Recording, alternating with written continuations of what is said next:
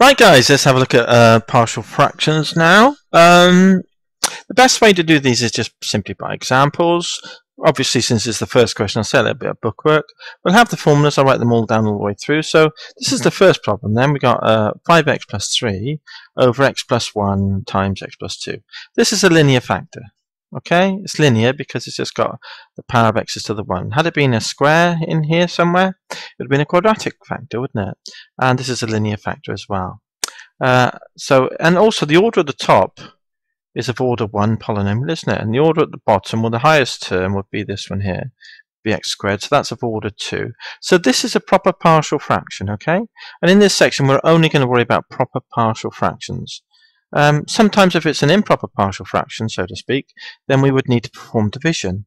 But we've done division in a different section, did 20 or 25 questions on division, so I'm going to concentrate on, in this section, on just proper partial fractions. Now, let's have a look at there's 3 cases to consider. Here's the formulae, which I'll flick through, and we'll always have all the formula we need as we go through. You've got 3 cases in partial fractions. Proper partial fractions. You've got case 1 linear factors, and here's an example here, like so. If we've got 2 linear factors underneath, this is the form that the answer will take. A over the first plus b over the second, and we just need to determine the constants a and b.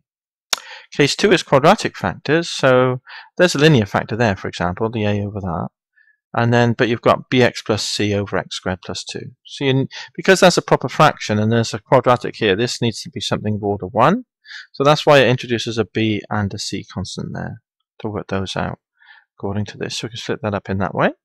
And then case 3, repeated factors, which actually follows by a tiny bit of manipulation. You can show that this is a case from that, right? But this is a case, once you've just done a little bit of bookwork, we just take this as said. This is case 3. Repeated factors then. You've got 4x, there's a linear factor. This is what we call a repeated factor.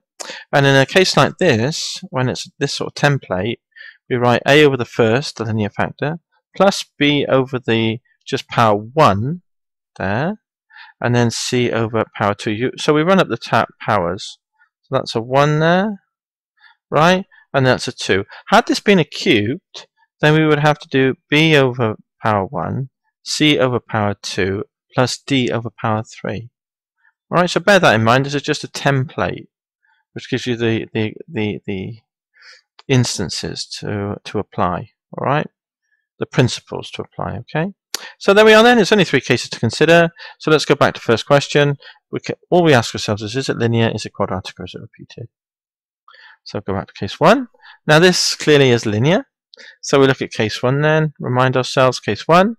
In that case, something over 2 linear factors would be a over the first linear factor plus b over the second.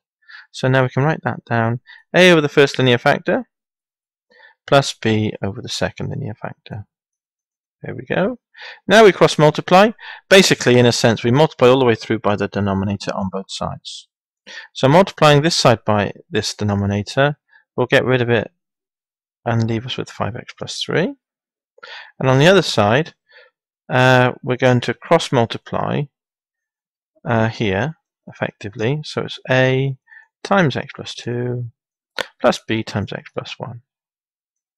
And that would then be over the denominator, the same on this side. And we're multiplying the denominator, so that would disappear then. So in practice, this is what we get left with. And then we just say multiply by the denominator. We better write that down. Later, both sides. Sides give, so I just squeeze that in there because it's important to write a little note to explain to the reader what we're doing at every step of the way. Okay, now method-wise, then we need to work out a and b. There's 2 methods to do it. I better put that down somewhere. We use 2 methods. I'll put it on this sheet here. We use the no, I won't. I'll put it at the top. We use the method of substitution. So we substitute in convenient values. So that's one possibility we can use as to find a and b. And the other method we've got at our disposal is to equate powers. Equate powers of x. Because they're all linearly independent. So the number of x's on one side will equal the number of x's on the other. The number of x squareds on one side will equal the number of x squareds on the other, and so on and so forth. And the number of constants on one side will equal the number of constants on the other. So we can equate those coefficients, right, when we need to. But we always do the easiest thing first. So you look at this, and these are your two things in the tool bag then. You've got substitution or equate powers. Looking at this, it's very easy to see convenient substitutions to make, isn't it? So what value do you think we would want to put in, is the question. Well, if I put in -1, this would disappear. If I put in -2, this would disappear. So you can take your pick of those two. So let's put in -1 then. What the heck?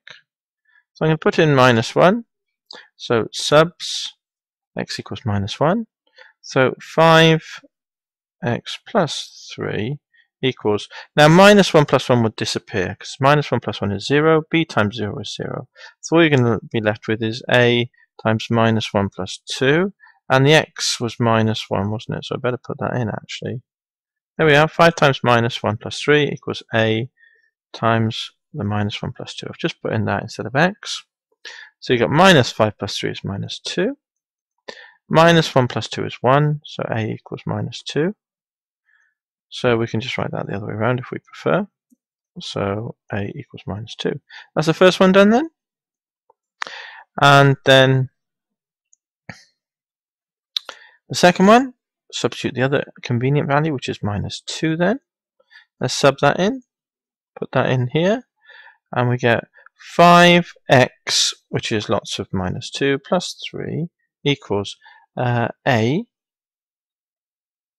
But a times -2 plus 2 will go this time. See it? That's why we're putting in this value. So that will scratch to 0. And all we'll be left with is b times this bracket here, which is -2 plus 1. Yeah? So -10 then, plus 3 is -7. -2 plus 1 is -1. -1 lot of b is just -b. Times by minus both sides. And that tells us that b equals 7, reading from right to left. There we go. So a is -2 and b is 7. So then, last thing, let's put down the question that we started with, times x plus 2, and we end up with equal to a, which is -2, over x plus 1, plus b, 7 over x plus 2. There we go. That's it. They're all like that. And there's nothing new. These are the tools we've got. Who makes our choice?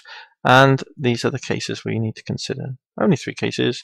If you know these things and you also know the tools, then it's just a matter of manipulation and working out the answers. That's the first one done then. And we'll be able to do the rest now a little bit more quickly, won't we? Great, let's move on to the next one then.